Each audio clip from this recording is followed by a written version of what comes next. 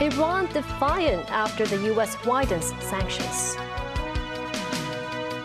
Domestic helpers warned over the use of employers' data to get loans.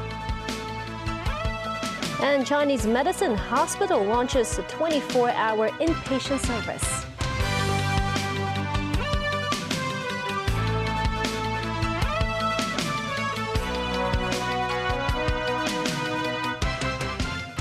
Good evening, and thank you for joining us.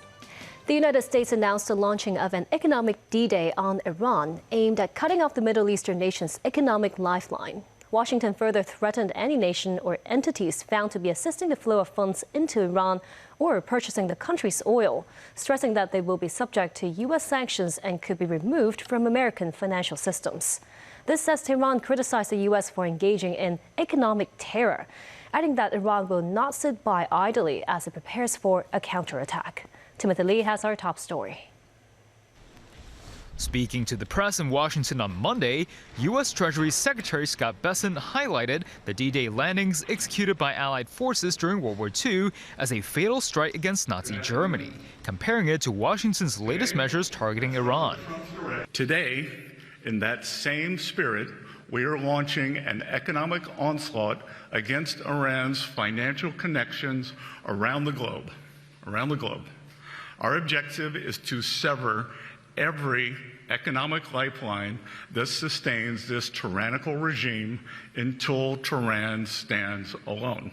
The U.S.'s latest attempt to isolate Iran economically is aimed at 5 critical sectors, the latter's digital assets, technology, gold, aviation, and shipping.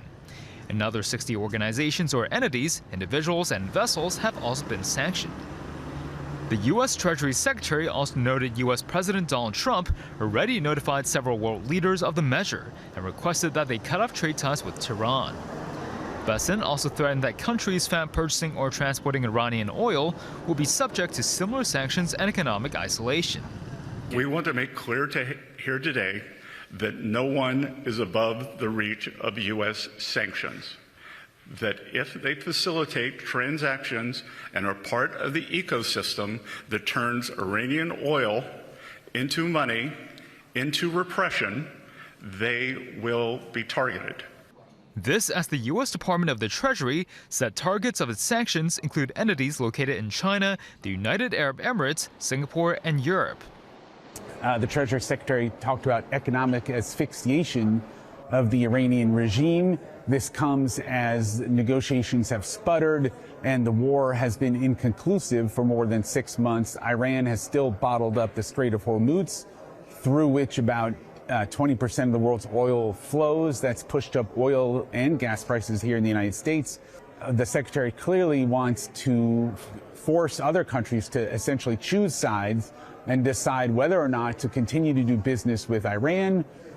Meanwhile, Iranian President Masoud Pezeshkian criticized Washington's move as unhelpful to ending the conflict, while an advisor to Iranian Supreme Leader Mojtaba Khamenei said the U.S. threats have only strengthened Iran's resolve.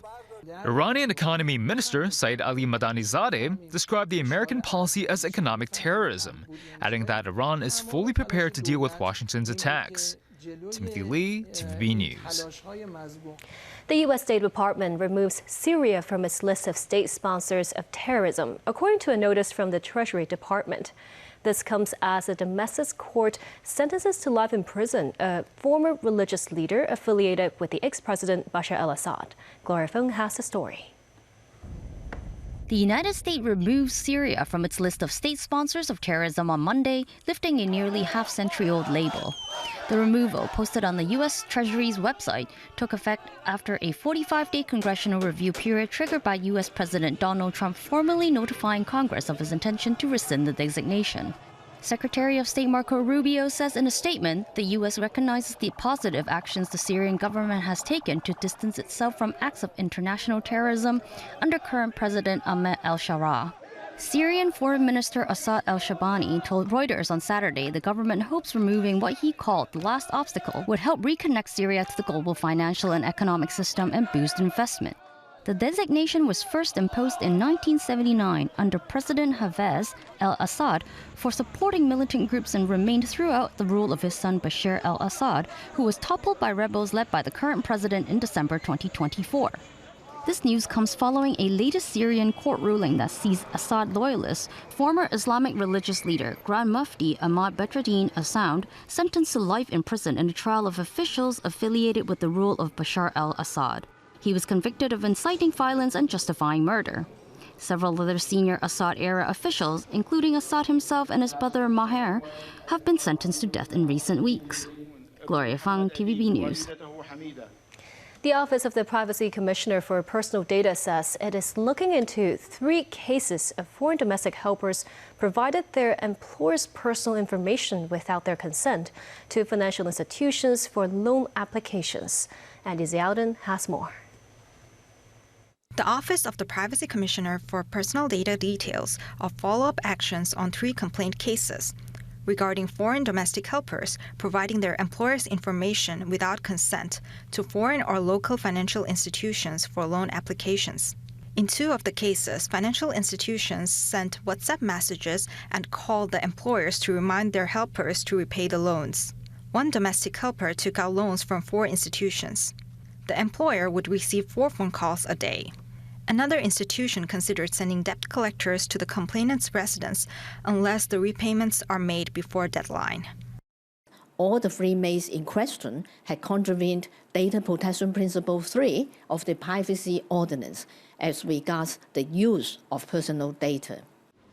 The Data Protection Principle 3.1 of Schedule 1 states, personal data shall not, without prescribed consent of the data subject, be used for a new purpose that is not related to the original purpose for which the data was collected. Warning letters have been sent to the domestic helpers. However, in case of prosecution, a proof of relevant criminal intent is needed.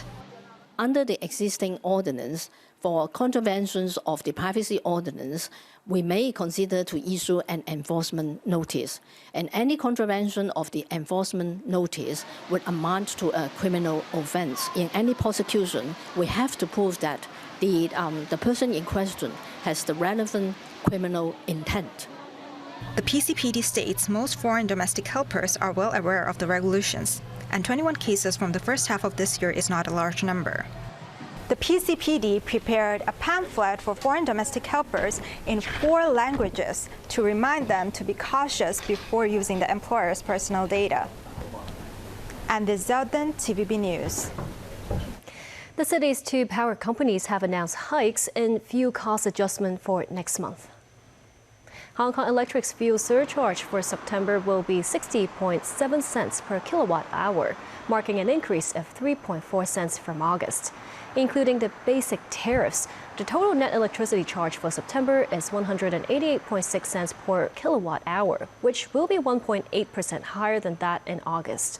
Hong Kong Electric says the hike in fuel adjustment fees mainly reflects the fuel costs from May to July this year, as international energy market prices remain volatile.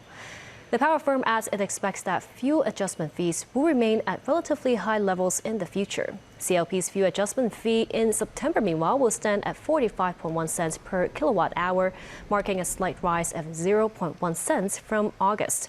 The net electricity tariff for September will be 146.3 cents per kilowatt hour. The Chinese Medicine Hospital of Hong Kong is expanding from outpatient and day patient care to round-the-clock inpatient services. Gigi Ho reports. Starting December 11th, the Chinese Medicine Hospital will launch its 24 hours inpatient service, allowing patients to stay overnight. It will initially have 93 standard inpatient beds, including 60 subsidized beds, with a longer-term target of 250. The service allows inpatients to be closely monitored around the clock by Chinese and Western medicine doctors who will provide tailored treatment plans. The subsidized inpatient package costs $980 per day, with Western medical examinations such as CT scans or MRI scans, ranging from an additional $500 to $2,000. inpatient service is our milestone for the second stage of the hospital service, which is very important. For the target patients, we including the patient cannot safely take care of themselves, but need more of the caring from the Chinese and Western medicine services. Also, the patient conditions, which could be treated by a multiple team, including Chinese medicine, Western medicine, nurses, that's to provide the better health. Patients can be referred from the hospital or other medical institution for assessment or possible admissions. Gigi Ho, TVB News. A commercial and residential building went up in flames in Causeway Bay. An elderly woman has been sent to hospital. The cause of the fire is still under investigation. Footage shows the scene of the blaze in Hennessy Apartments on Percival Street. A residential unit was engulfed in flames.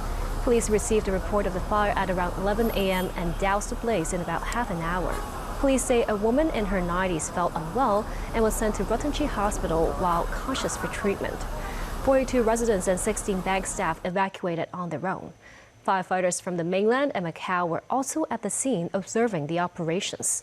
The Fire Services Department confirms that the non-local firefighters are taking part in a 5-day exchange and training program to share firefighting and rescue experience and enhance cross-border coordination. And still ahead, some Americans are concerned about the latest U.S.-Canadian tariff war. The world's oceans are hotter than ever recorded. And a stroll through Hainan's Wencheng Space Exploration Center.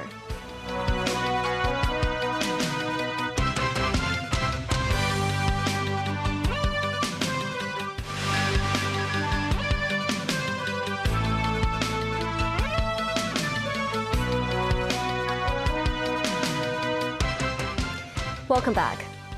In the latest round of tit-for-tat threats of tariffs, U.S. and Canada are both upping the stakes, with U.S. President Donald Trump warning of a new 50% taxes on vehicles and auto parts, while Canadian Prime Minister Mark Carney advocates for expanding trade relationships with global partners. Leaders from both sides say they want a fair deal, with top officials from Ontario's Premier to U.S. Secretary of the Treasury offering their take on what that might look like. Gloria Feng has the story. Just days after 50% tariffs on scores of Canadian imports kicked in over the weekend, U.S. President Donald Trump is threatening the same on the Canadian auto industry. In the latest press conference, U.S. Secretary of the Treasury Scott Bessent says Trump would like Canada to come back to negotiations in good faith, while pointing fingers at Canadian Prime Minister Mark Carney and his anti-Trump stance as reason for the fallout. They were offered quite a good deal last week. They chose to reject it. Unfortunately, Prime Minister Carney rose to power on an anti-American, anti-Trump platform. I believe he was more than 20 points behind, and he seems to have gone back to his old playbook. And I think one has to ask oneself, is he trying to benefit himself, the Liberal Party, or the Canadian people? Across the border, Carney maintains the two sides were making good progress, but the deal blew up last minute when Trump asked for too much. He advocates for expanding trade relations globally. We did make some progress in recent weeks. In the end, that momentum reversed. And we could not accept what the U.S. had offered, nor could we give what they asked. Ontario Premier Doug Ford, whose province is at the heart of the Canadian auto industry, will likely have to embrace head-on Trump's latest threats of 50% tariffs on the industry. He says to constituents in Hamilton, Ontario Monday that whatever Trump throws their way, the country will have your back, but he warns the struggle will be real. We will be there for you to protect your jobs and paychecks and stand up for Canada. The Prime Minister has my full support in this decision to walk away from a bad deal that would have hurt Canadian workers and undermined Canadian sovereignty. Across the border in Michigan, those who are taking a personal hit from it all is feeling less inspired. To say that we don't need Canada is just disingenuous, is dishonest, and it's just absolutely not truthful. And we needed materials to build the cabinetry and desk in there. And with a 50% tariff, all those costs have skyrocketed. And just that one project just cost our family thousands of dollars in profit. Gloria Fung, TVB News. The world's oceans simmered to their hottest temperatures on record over the weekend and are likely to warm even further in the next few months, putting stress on life in water and on land. Alina Wang reports. Driven by a still growing but already supersized natural El Niño and human-caused climate change, the world's ocean temperatures hit 21.1 degrees Celsius on Friday and Saturday, narrowly edging out the record set in March 2024. Corals, as well as most marine organisms, get incredibly stressed when the water environment is too hot for them. It also leads to fish mortality because a warmer ocean carries less nutrients and less oxygen. It changes our circulation, upwelling gets less intense, and we see changes in things like harmful algal blooms that impacts shellfish in particular in a warmer ocean. The warming ocean is also reshaping currents and weather patterns, making storms rainier and larger. It also amplifies the impact of heat waves on land, as cooler nighttime temperatures normally brought by sea breezes become less frequent. Global sea surface temperatures normally peak in March and April as the southern summer draws to a close. But this year, the record was set in August, and ocean temperatures are expected to keep rising until the current El Niño reaches its peak. Alina Wang, TVB News. British Prime Minister Andy Burnham holds a bilateral meeting with Ukrainian President Volodymyr Zelensky after both leaders participated in Independence Day proceedings in Kyiv. The UK government agrees to hand over blueprints for British-made components for the Scout missile, a French version of the UK Storm Shadow cruise missile, allowing Ukraine to make these missiles domestically. However, it is understood the technology is complicated, and it would be months, if not years, before the missiles can be made available for use. Nevertheless, Zelensky says he is happy that Britain has been a strong and clear supporter of Ukraine from the start of the war with Russia. Back locally, the city's total exports of goods jumped 50.7% year-on-year in July, following a 53.4% surge the month before in June. The government spokesperson says the impressive growth was buoyed by exports of AI-related electronic products. Data from the Census and Statistics Department shows the value of exports surged to $672.5 billion in July. Total imports, meanwhile, rose 41% to $677.4 billion in July. A trade deficit of $4.9 billion, equivalent to 0.7% of import value, was recorded. Still, the government says downside risks remain, with geopolitical tensions in the Middle East and trade protectionism, among other issues. TVB recorded revenue of $1.258 billion, marking a 16% decline. Gross profits, meanwhile, stood at $566 million, logging a slight uptick of 1%. Total operating costs dropped 18%, with AI tools expected to further integrate into the company's content production processes to optimize workflows and shorten production cycles. TVB's 4 terrestrial TV channels maintain a 78% share of television viewing in Hong Kong, while in the mainland, the channels reach more than 22 million viewers per month in Guangdong province. Revenue from the Greater Bay Area surged 39% year-on-year. Digital advertising revenue also jumped 13% year-on-year. But the reduced number of co-produced dramas and a slowdown in content distribution markets led to a 61% plunge in revenue from mainland China business. Guangzhou-based technology companies are strengthening their collaboration with Hong Kong.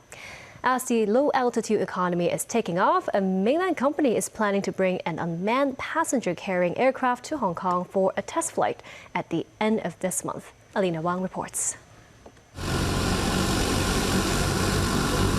Helicopters taking off might be common, but take a closer look. This aircraft has no pilot. This unmanned passenger-carrying aircraft is developed by Guangzhou-based company Yihang. It can carry 2 passengers and fly at an altitude of 120 meters for about half an hour. Equipped with automatic navigation, it can complete flights as long as the route is set, with no need for a pilot. A first flight ceremony will be held in Hong Kong at the end of this month. The company's vice president says Hong Kong has advantages in formulating air traffic rules, and there are many application opportunities, such as logistics and personnel transfer between islands. Technology is not limited to crafts in the sky, but also those that run through the ground. Another Guangzhou company, PCI Technology Group, which launched QR code fare payment services for the MTR in 2020, says it is in discussion with MTR to expand cooperation, including using AI systems to prevent train malfunctions and power supply failures. Similar technology has already been applied in Guangzhou, enhancing the passenger experience while reducing operating costs by 20 to 30%. This year, PCI Technology Group has also set up a research and development center in Hong Kong Science Park, hoping to expand South Asian and African markets by leveraging Hong Kong's international advantages. Alina Wang, TVB News. Hainan's aerospace industry has boosted local tourism, with many planning special trips to watch rocket launches. Various exhibition halls there represent complex topics in accessible ways, allowing visitors to gain a deeper understanding of aerospace, science, and technology. Alina Wang again. Wenchang, Hainan is the site of China's 4th spacecraft launch center, in which the Shenzhou Science and Technology Museum exhibits the development of the nation's aerospace technology, including a model of the Zhurong rover that set foot on Mars, and the Chang'e 6 probe that returned from the moon. The museum rooftop serves as an observation deck. Many people had originally planned to watch the launch of Chang'e 7 here. This tourist says his child cried because the rocket launch was delayed. Nevertheless, they still visited the museum to learn about related knowledge. The exhibits incorporate interactive elements and also feature a replica of the Tianhe core module, enabling visitors to experience what it is like to work on the space station.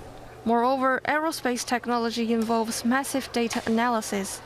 Part of the Wenchang Aerospace Supercomputing Center is also opened as an exhibition area, where visitors can learn about 2,000 server cabinets with a total computing power of 5,000 petaflops supporting the industry chain. The Working Group on Patriotic Education, together with the Government Information Services, bring over 20 local media representatives to the museum. They state that today's achievements are the results of efforts of generations of scientists, and they hope through reports the public can gain more understanding of the nation's capabilities in aerospace science and technology. Alina Wang, TVB News. And that's the news. Thank you for watching.